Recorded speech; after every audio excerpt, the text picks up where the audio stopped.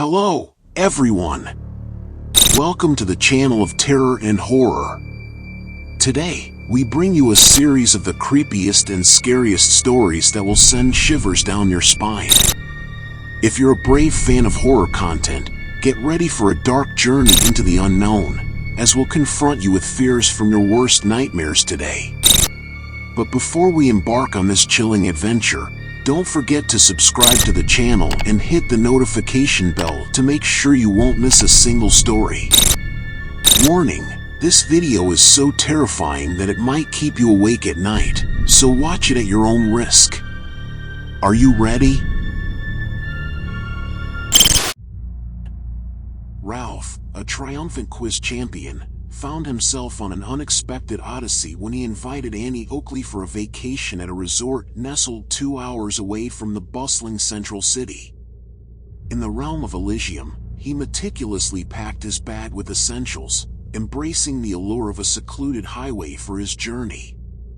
The thrill of traveling on a bike soon gave way to despair when his trusty vehicle sputtered to a halt. Forced to park it aside, he scanned the desolate surroundings for help. A flicker of hope ignited when a van adorned with flares appeared in the distance, easing his trepidation. The benevolent driver, noticing Ralph's plea for a lift, halted the van, initiating a brief exchange between the two. "Ralph, hello, sir. My bike broke down, and there's no repair in sight.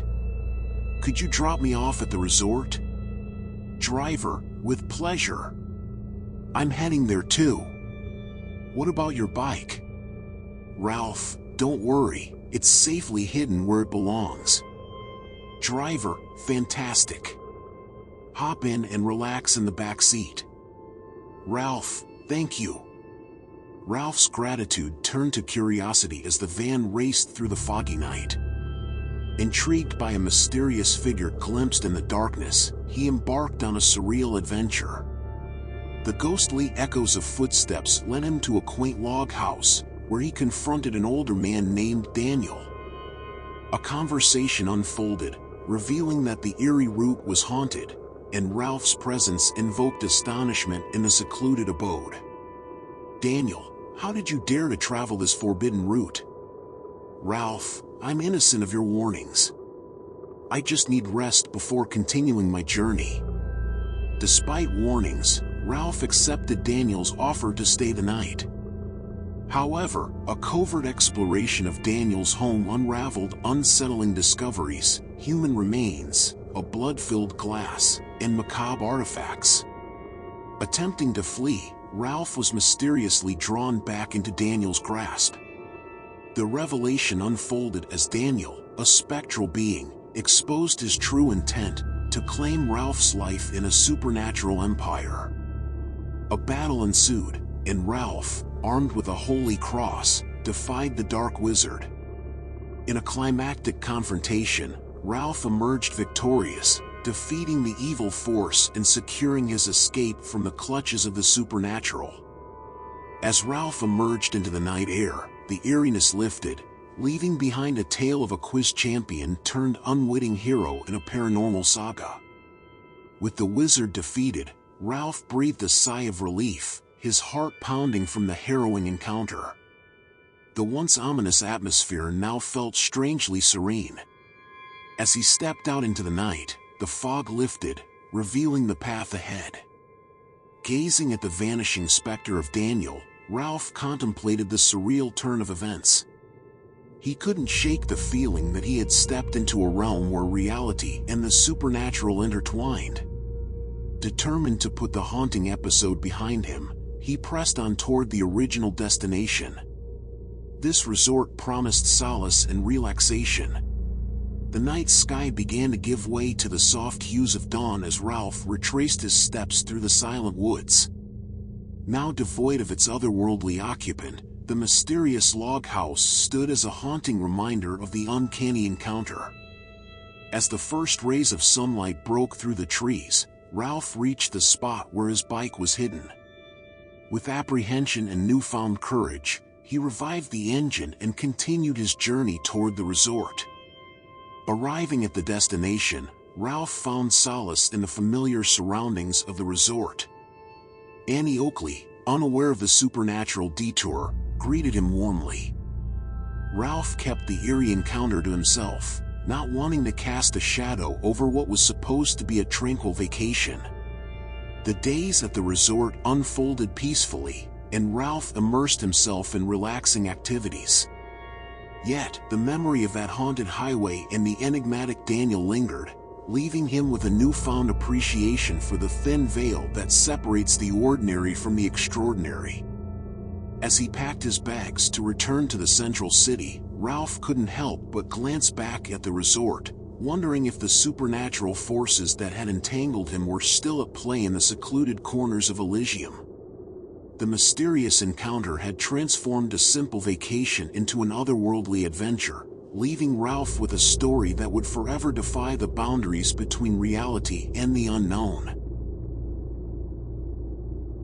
Ever since they moved into her grandmother's old house way on top of Bannockburn Hill, he had woken up every morning at 3:33 a.m. without fail. He hated the old house.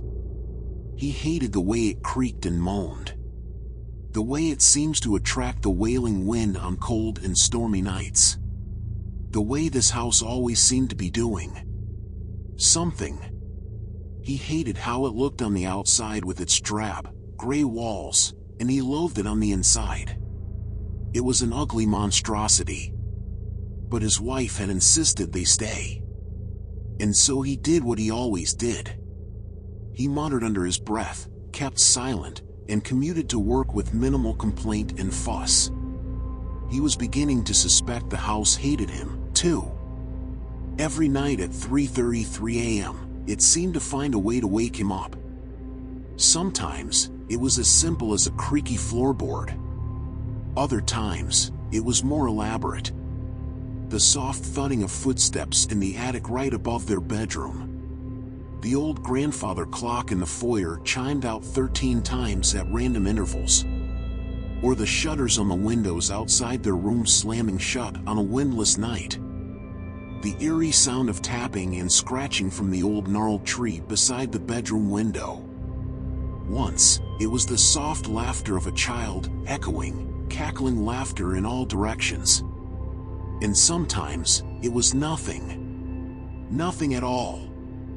He would wake up as soon as the clock changed from 3:32 a.m. to 3:33 a.m. Their room was at the top of the stairs, and he could peer down into the darkness below from his side of the bed. It was so dark at night, the place was pitch black. Sometimes, he could only see to the 5th step. But he often felt that something or someone was standing there, just past that 5th step, staring at him from the black with a menacing grin, daring him to walk down the terrifying steps. He didn't want to, but he couldn't help it, like somebody who drives past a road accident. They must see the broken, smashed car, a dark, seductive curiosity. He had to look down the foreboding steps, his tired eyes, unadjusted to the dark, always playing tricks on him. He would get up, turn on the light, and find the stairs empty. His wife didn't believe him, of course. He told her the stories. Every morning, he seemed to wake with a new one. She told him it was just his imagination. She said, "Stop it with that nonsense and get ready for work. Otherwise, you'll be late, dear." By the afternoon, he'd usually convinced himself that she was right. It was just his imagination. He'd always had a wild one since he was a child. But the madness was that he wasn't imagining anything, and his wife was lying to him. She was in on the trick, a part of the gag. The house had gotten to her first, and together, they had hatched a wicked plan. It sunk its hooks deep into her soul, and she would belong to the house forever, its ever-faithful servant. Racing thoughts, suspicion, and doubts. Whispering, shouting. In his mind. She is part of it. It was a race against the clock, and he had no idea or a clue. He should have started running long ago. He was never going to get wise and get out. He was marked for death and thus was doomed. Like all the others, he awoke one night at 3:33 a.m. It was always 3:33 a.m., the time of night when spirits, friendly or not, are most active when this old house would come alive. Only this time, it was different. His wife wasn't next to him. The space where her warm body had been sound asleep was as empty and cold as ice. And then he heard something. Faint whispering. He heard a low and steady moan that seemed to stretch forever and into infinity and beyond. It entered through his ears and lodged itself into his head, growing louder, sending a chill, icier than frozen water, down his spine. It was accompanied by persistent, rhythmic squeaking, like someone shifting their weight back and forth on a loose floorboard repeatedly. The wind picked up outside and howled like a banshee with a megaphone. With a banging on the bedroom window with a loud tap. Tapping every few seconds. And the child from several nights ago chimed in to add its soft, echoing laughter to the orchestra of eerie and foreboding sounds. He turned over and stared into the darkness, down to that fifth step, and felt his heart freeze in his chest. He saw something this time, and his heart stopped. Sweating beading on his brow, and he held his breath. A silhouette clear as day, swaying back and forth, ever so slightly, in rhythm with the creepy house orchestra, was standing just past that fifth step. The lights flashed on with an audible crack for just a split second, then cut out just as quickly. But he'd seen it. He'd seen her. She has wild, tangled, raven black hair, which is unkempt, and long flowing hair past her shoulders and blowing in an unnatural wind, without wind on the stairs. The dark shadows around her crazed eyes are as black as coal. The whites of her eyes were streaked with crimson blood vessels, red snakes swimming in a sea of ice. There was no mistaking it. His eyes were not playing tricks on him. He was not imagining anything. "Is everything okay?" he called out to his wife. All of the noise ceased. He could see her lips curling upwards into the wickedest of smiles. Deep down, he knew the answer to that question was no. He knew he would not receive a reply.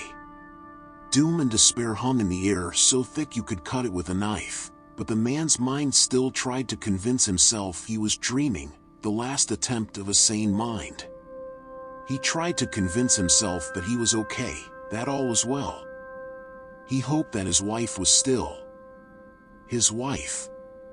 He hoped the devilish and possessed creature of the darkness standing on the steps was someone else. Something else. He hoped the pure evil that had come for him in the night and now faced him, leering with an insatiable bloodlust, was a mistake, an aberration. A trick of the mind. He hoped that if he closed his eyes tight enough and concentrated hard enough, it would soon be morning, and the terrifying scene before him would cease to exist. He hoped.